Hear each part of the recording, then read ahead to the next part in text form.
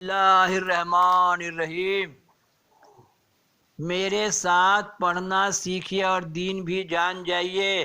جو لوگ فارسی کا عربی کا الفابیٹ جانتے ہیں، اگر وہ میرے ساتھ توجہ دیں گے تو پڑھنا سیکھ جائیں گے۔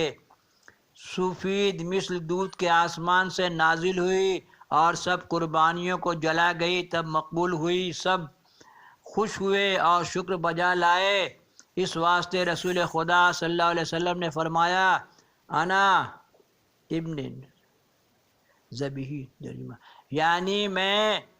یعنی میں بیٹا دو ذبح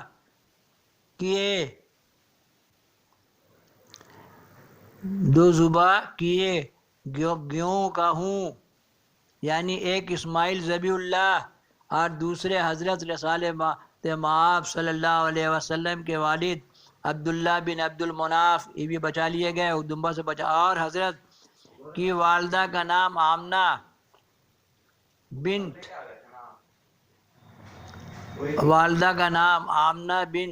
وہب بن عبد المناف تھا۔ روایت ہے کہ ایک دن عبداللہ کہیں کسی کام کو جاتے تھے، راہ میں خوارہ رقیہ بن نوفل سے ملاقات ہوئی، اور وہ عورت کتب سماوی سے بہت واقف تھی اور بہت خوبصورت اور صاحب عصمت ناقدہ اور مالدار، مکہ میں مشہور و معروف تھی۔ جب نظر اس کی عبداللہ پر پڑی، جو حکایات اور علامات نور محمد صلی اللہ علیہ وسلم کے توریت انجیل میں دیکھے تھے، وہ عبداللہ کے چہرے پر چمکتے دیکھے، اور دیکھتے ہی عاشق وہ بے قرار خواہاں وصال جسمانی عبداللہ کی ہوئی اور بولی، تم کون ہو؟ تمہارا نام کیا ہے؟ وہ بولے، میرا نام عبداللہ بن عبد المطلب ہے۔ بولی، تم ہی کو تمہارے باپ نے نظر قربانی کی تھی؟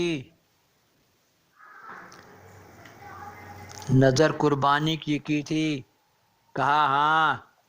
یہاں سے ڈالیں گے پارٹ 463۔ پارٹ 463۔ میرے ساتھ اردو پڑھنا سیکھیے۔ جو عربی فارسی کا الفابیٹ جانے گا، توجہ دے گا، تو اردو پڑھنا سیکھ جائے گا۔ بسم اللہ الرحمن الرحیم۔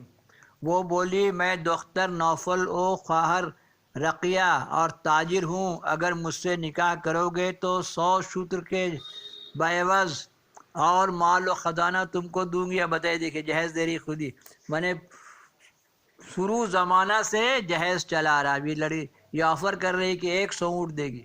اسی لیے شادی وغیرہ میں فساد مت کیجیے، اپنے معاملات 2 کاغذ پر لکھیے۔ 4 بات پر شادی ہوتا ہے: مال، حسن و جمال، حسب و نفس، تقوی و پرہیزگاری۔ اپنے معاملات ایک کاغذ پر لکھ لو اور 2 گواہ ٹھہرا لو، اس کے بعد آگے پیچھے مت کرو، یہ آپ سب کی حدیث ہے۔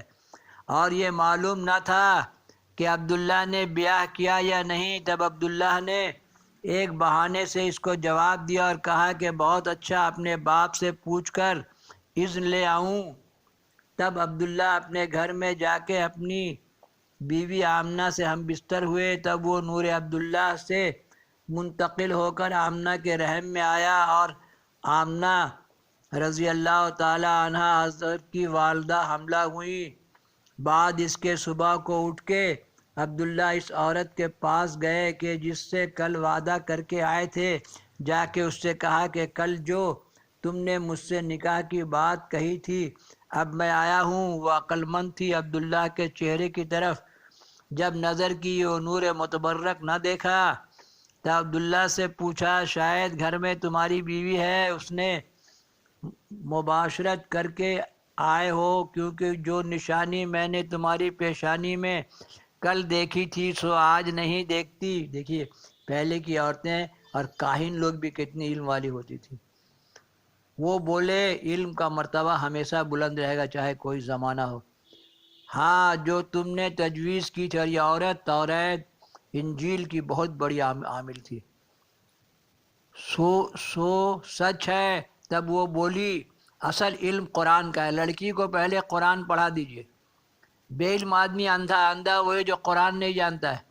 اسی لیے یہ دنیاوی علم MBA MCA ہندو کافر مشرک سب حاصل کر رہا ہے۔ آپ صلی اللہ علیہ وسلم بولے علم حاصل کر رہے چین جاؤ، علم جہاں سے لے لو، اپنے بچوں کو انگلینڈ امریکہ جرمنی فرانس پڑھنے کے لیے بھیجیے، لیکن گھر میں عالم کو رکھ کے 30 پارہ قرآن 5 ٹائم ضرور نماز ضرور پڑھا دیجئے۔ جو قرآن نہیں جانتا ہے وہی اندھا ہے، سمجھے۔ وہ بولی کہ اب مجھ کو نکاح کی حاجت نہیں، کیونکہ جس لیے میں چاہتی تھی سو بات ہو گئی۔ مروی ہے کہ جب صدف شکم آمنہ کا در یتیم محمد مصطفیٰ صلی اللہ علیہ وسلم وآلہ وصحبہ بارک وسلم سے بار و وار ہوا، عبداللہ نے وفات پائی، آمنہ بیوہ ہوئی، اور رسول خدا صلی اللہ علیہ وسلم کے پیدا ہونے کے آگے 1 مہینہ 22 دن کے ابراہہ نام کا ایک بادشاہ، بہت شارٹ میں اس کتاب میں بہت سارے انبیاء علیہ السلام کا ذکر ڈالا ہے، بہت شارٹ میں بتایا گیا ہے، ایک نبی کے واقعات کئی جلد موٹی موٹی کتابیں۔ ایک بادشاہ تھا یمن میں جو مردود خانہ کعبہ توڑنے کو بڑے بڑے ہاتھی اور بہت سا لشکر لے کر آیا تھا۔ حق تعالیٰ نے ببرکت قدم حضرت صلی اللہ علیہ وسلم کہ اس کے ہاتھوں سے خانہ کعبہ کو محفوظ رکھا۔ پس قصہ ابراہہ کا اس کتاب کے مؤلف نے یہاں اختصار کیا، کیونکہ اصحاب فیل کا قصہ سب صحابوں کے نزدیک سورہ فیل میں معلوم ہے، اس واسطے فقیر نے یہاں مختصر کیا۔ واللہ اعلم بالصواب۔ یہ کتاب بہت سنکھیپ میں ہے اور تمام علیہ السلام کی کہانی ہے۔ اس کے بعد ڈالیں گے پارٹ 464 قصہ ابراہہ کا، پارٹ 464۔ میرے ساتھ پڑھنا سیکھیے اور علم بھی جان جائیے، اور 19,000 زبان میں ڈالیے، اپنا لوکل مادری زبان میں ڈالیے۔ دین کا کام کریں گے تو اللہ تعالیٰ آپ کو برکت بھی دے گا، پیسہ بھی دے گا۔